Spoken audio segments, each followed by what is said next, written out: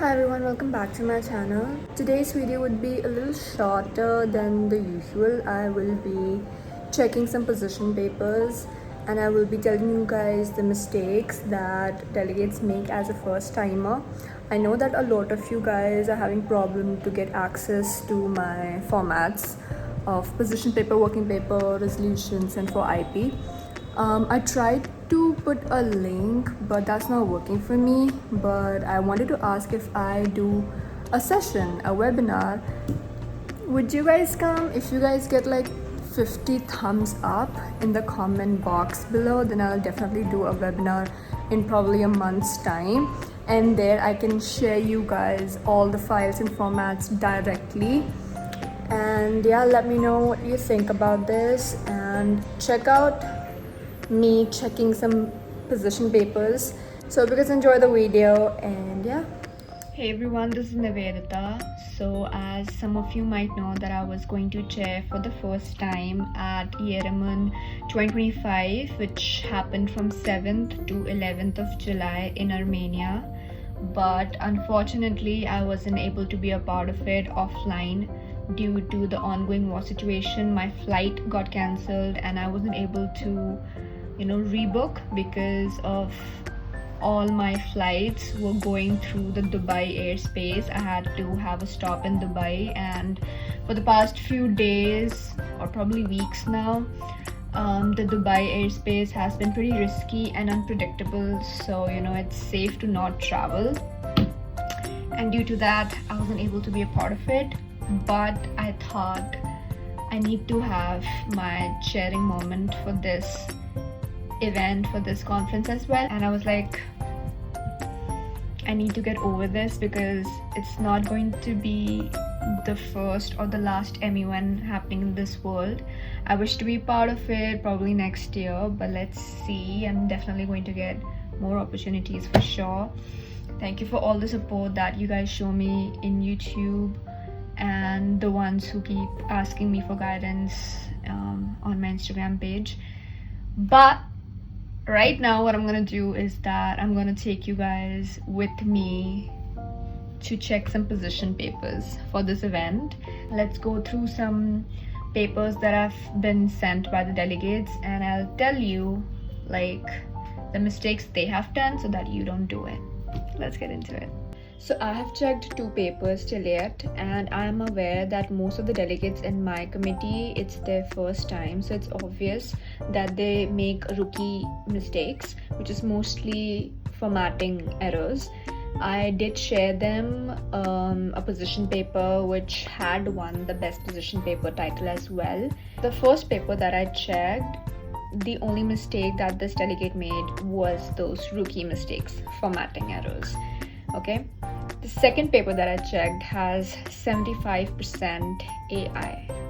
See, in today's world, copying, pasting from AI, from ChatGPT is very easy, but you need to understand, all the delegates need to understand that it's also that easy and simple to check and detect AI and the percentage of the AI that you have used. So you have to be careful, okay? The paper that I checked, the first paper, it has 0 AI, so I've marked them accordingly. And in MUNs, what we want is that you have your own ideas into your paper and how well you can present your country in that paper. It's almost like a first-hand glance. It's like a first impression about that delegate. Honestly, for me it is. So I am currently checking the third paper, and what this delegate has done is that instead of explaining about their own country, they have explained the topic entirely. You don't do that as well. So there's a format of position paper. There's an intro, there's a body, and then there's a conclusion. So in introduction, you either introduce the topic, which is the theme of that MUN, of that council, sorry. In the body part, you try to tell about that theme and in align with your country. So what is your country stance, and if it aligns with the theme or not. And in the conclusion, you basically write about your ideas about how you can, contribute to that cause. It's that simple. Okay, and position papers are nice. You don't have to make it like super lengthy. It can be done in like 1 or 2 papers. What this delegate has done is that they have not provided bibliography as well, so they have not provided any references. Now, it depends from chair to chair if they want to cut marks for that as well, but I will check the AI of this paper and let you guys know. Because I know that most of the delegates, it's their first time, I'm trying to cut them a slack for up to 20% AI. But this is a 1-page position paper and it has 41% AI. There's so many parameters and like there's so many things that you need to keep in mind when you're checking the papers. There's no presentation in this paper. There is detection of AI, which is like a little too high. 41% is pretty high. And then you have no bibliography. I mean, now there would be times while checking the paper, what the delegate has wrote, what their idea of that theme is, might not align with what the chair's ideas are, right? But when you're chairing, when you're the judge, you're not supposed to keep your own thinking on the table, your ideas. You cannot do that, I feel. You are to be the judge, and being a law student, if I can't understand that, then what's the point? So you cannot have your own ideas into it. You have to keep a neutral base of everything. And while I'm reading this another paper, it's a 1-page position paper, and they have raised some serious questions here about the topic. I don't want to tell you about what exactly they have wrote or what marks I'm giving or what the theme is, but I'm just trying to tell you so that you can understand it on an overall basis, right? So you have to be neutral, and it's not easy when your ideas does not align with that of the delegates. So that makes chairing a bit difficult. Oh my god, this delegate literally just copy and pasted the reference paper that I sent in the group.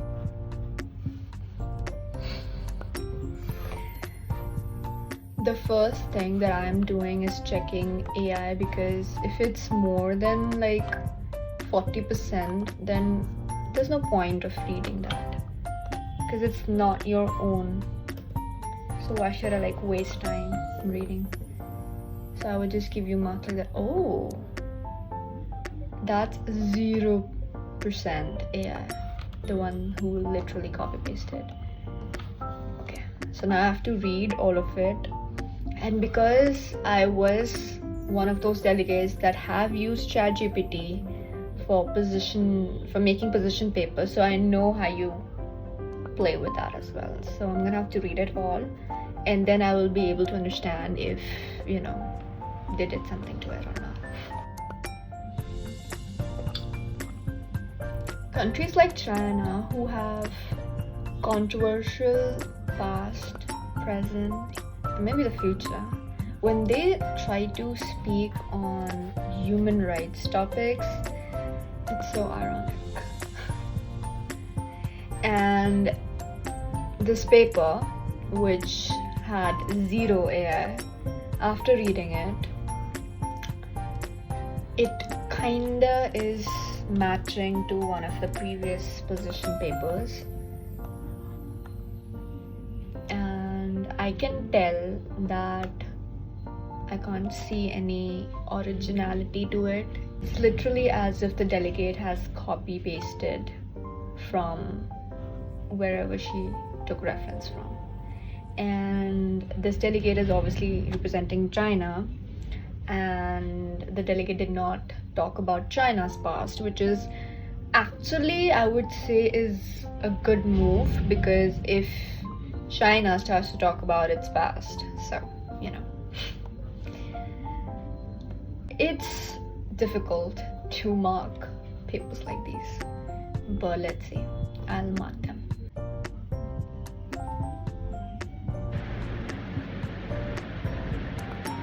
Oh my god, 61%. No, I don't want to read this paper then, for sure. I was starting to like the paper because, you know, this delegate had used some new things that the other delegates did not. But it is 61% AI. Makes no sense in reading it. Absolutely no sense. God. Let's check again the rest of it. Like the first page says 61% AI. Let's see what the rest of the two pages has to say.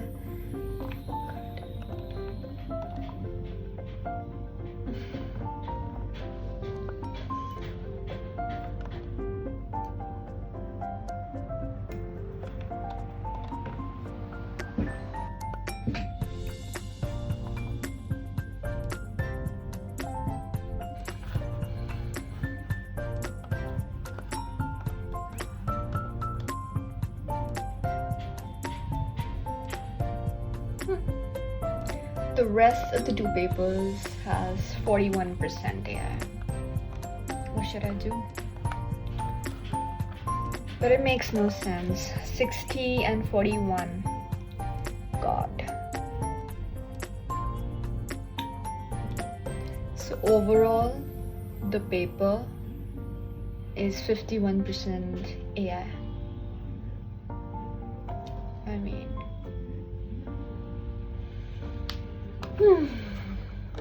overall this paper is nice. The solutions that they've talked about is also good, not too much, not too elaborated, and they have done it in a proper way, although there is a few formatting errors, so I'll cut some slack here. It's 100% AI. Oh my god.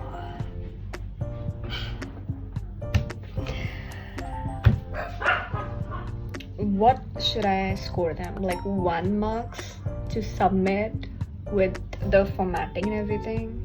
Oh god. So there are a few more papers that is yet to be submitted by the delegates, because today's the last day, so they'll do it today. But overall, I hope you understood the mistakes that you can avoid while making a position paper. First is, please check your AI. I'm not saying that don't use AI, definitely go for it, but you should know how to use it smartly. First things first.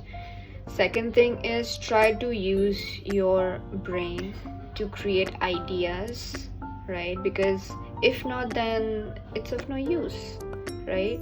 Why are you even coming to MUNs? Because one of the things that you get to learn in MUNs is critical thinking and analysis. So until and unless you analyze the theme, you will not be able to, think about it. And if you're not able to think about it, how are you even going to write or speak at the conference? So that's that. And then lastly, your presentation matters. Whenever you get a reference, like I shared with the delegates, do not just simply copy and paste that thing. You can try to make it a little different and in your own way as well, because position papers normally don't have a correct format, right? They have a general format, like a few things that is important and required to be there in the paper, but there's no like proper format. So you can use a bit of your presentation skills and to make it look more formal and presentable. These are the few things that you need to keep in mind. The most important ones is critical analysis and critical thinking. Okay, analyze the theme properly and give your own solutions, be it only 1 or 2 solutions, but it should be your own, right? that's it. I hope you guys liked the video, and if you found it helpful, do share it. So I hope you guys enjoyed the video. If you want to know what MUN is, then you should check out the video that I've already posted. I'll put the link in the description. If you want to know what IP is, I've also put the link in the description, so you guys can check that all out, and do let me know about the webinar, what you think, okay? And if you have any questions related to that, you can ask me in the comments again.